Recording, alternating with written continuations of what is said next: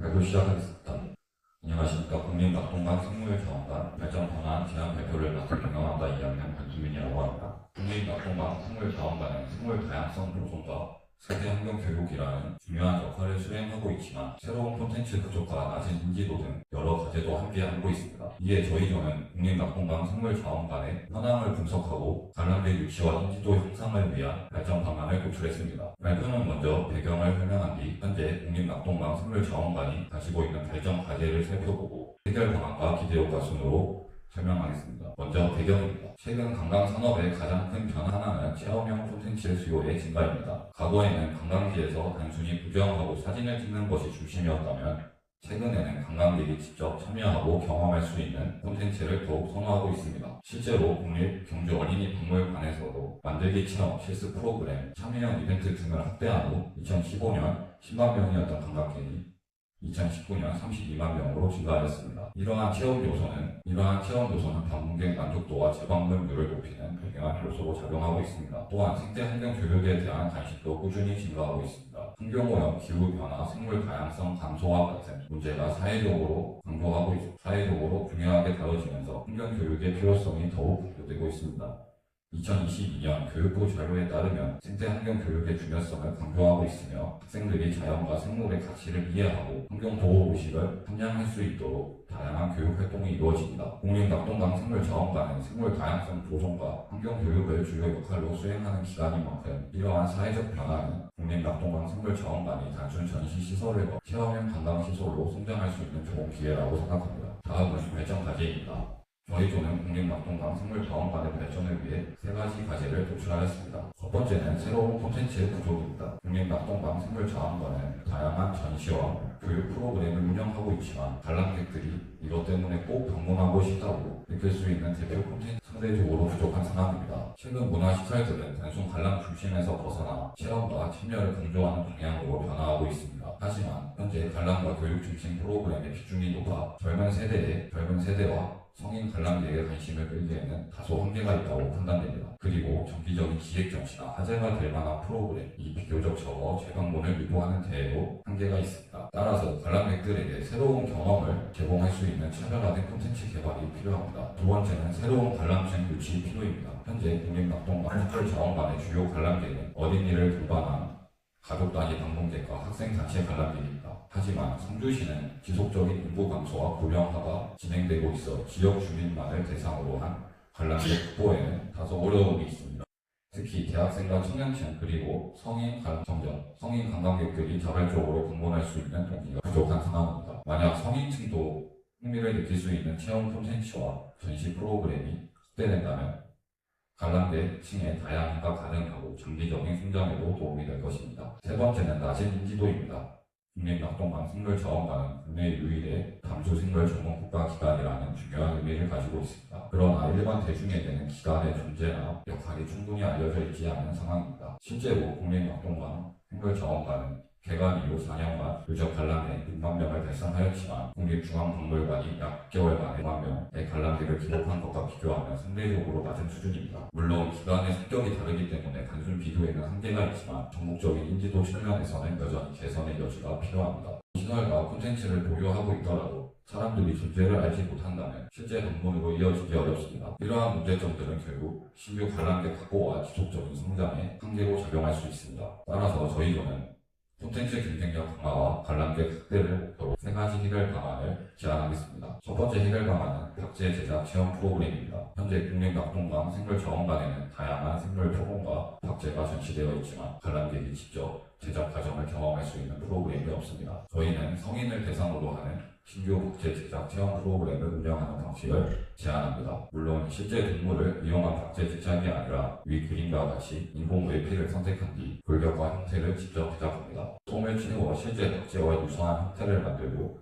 외피와 결합합니다. 마지막으로 이름 태그를 부착하여 참가자의 기념 포장할 수 있습니다. 이를 통해 관람객들은 단순히 결과물을 관람하는 데 그치지 않고 표본 제작, 생물 연구 과정을 직접 체험할 수 있으며 생물 보존의 중요성과 연구 과정에 대한 이해를 높일 수, 교육적 가치 또한 높다고 생각합니다. 최근에는 특별한 경험을 SNS에 공유하는 문화가 확산되고 있습니다. 참가자들이 자신이 만든 박제를 사진으로 촬영해 SNS에 게시하게 되면 자연스럽게 국립낙동강 생물자원관 홍보 효과도 기대할 수 있습니다. 무엇보다 다른 박물관이나 전시시설에서는 쉽게 경험하기 차별화된 콘텐츠라는 점에서 국립낙동강 생물자원관만의 대표 체험 프로그램으로 발전할 수 있을 것으로 기대합니다. 첫 번째 해결 방안인 국제 제작 체험 프로그램은 체험형 관광수요 증가에 대응하면서 동시에 새로운 관람층을 유치할 수 있는 방안이라고 생각합니다. 이어서 다음 내용은 박지우 학생이 설명드리겠습니다. 두 번째 해결 방안은 멸종생물 주시의 온실전시 체험입니다. 저희가 직접 방문하여 조사한 결과 희귀한 멸종생물이 존재함에도 불구하고 이에 대한 집중적인 홍보가 부족하다고 보겠습니다. 그리고 이미 멸종되어 현재는 볼 수 없는 생물을 중심으로 관광객의 호기심과 흥미를 유도함으로써 다양한 연령층을 확보하고 새로운 콘텐츠 구조에 이르는 발전 과제를 해결하겠습니다. 전시 구성은 먼저 온실 내부를 생태계별로 조성하고 멸종생물의 서식 환경을 최대한 사실적으로 제한하여 관람객들이 실전 환경을 체험할 수 있도록 할 계획입니다. 이후 해당 공간에 각종 표본을 전시하고 전문 해설을 통해 멸종위기 생물에 대한 정보를 효과적으로 전달한다.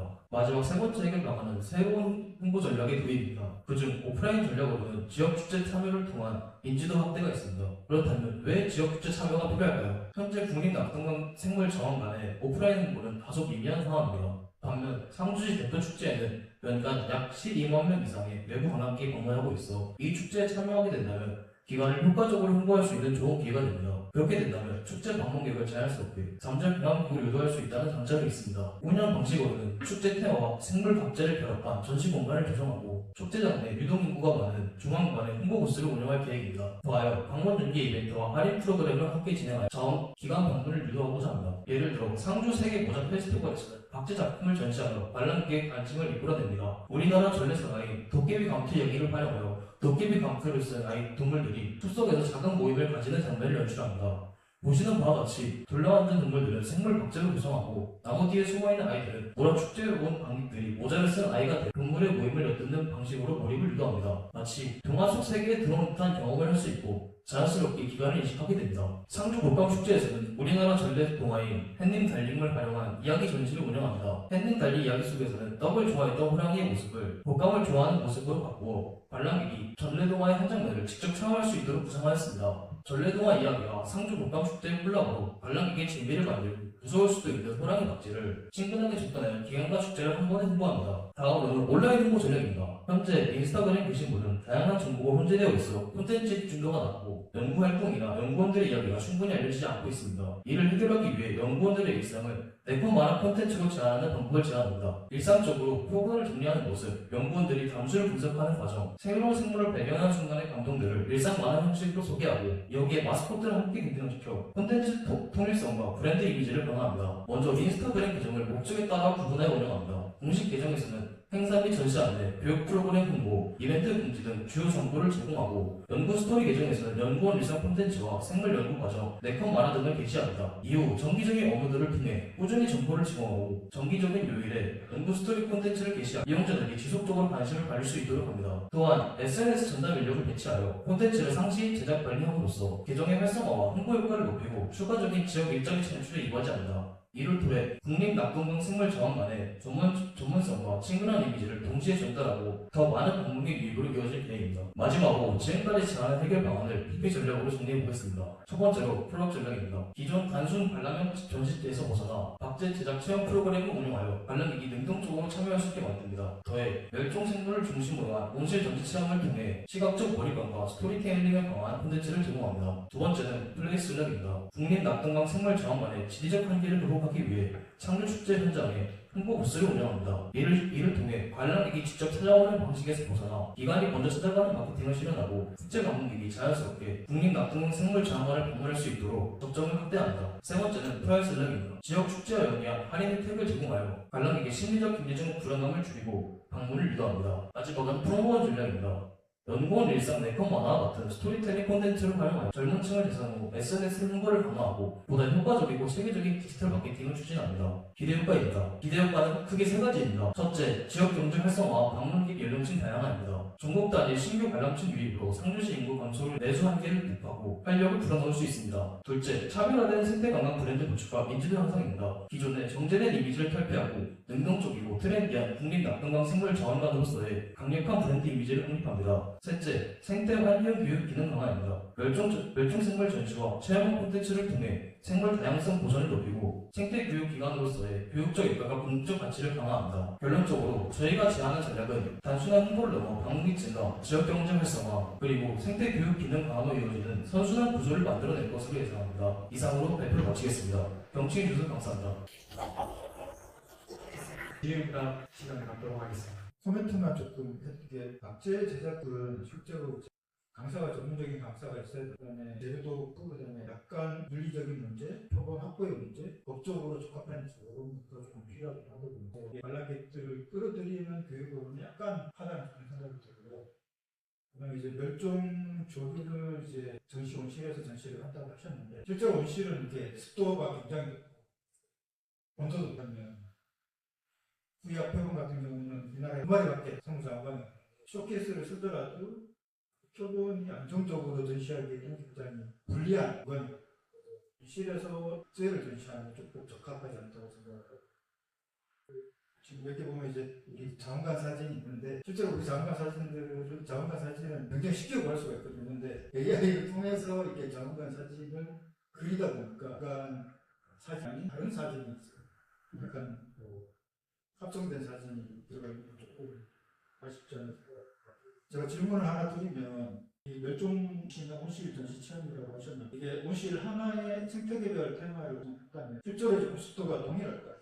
제시하신 생태계는 북극의 생태계도 있고 열대우림, 그다음에 사막초원 등등의 생태계가 있고 어떻게 실행을 하면 좋을지 한번 저희는 전시 온실을 완전히 모델링해서 각 파트별로 나눠서 각 생물이 살던 환경을 조성해서 습도나 온도를 맞출 수 있다고 저희 생각을 했습니다. 그래서 이렇게 나눠서 운영할 계획이 있어요.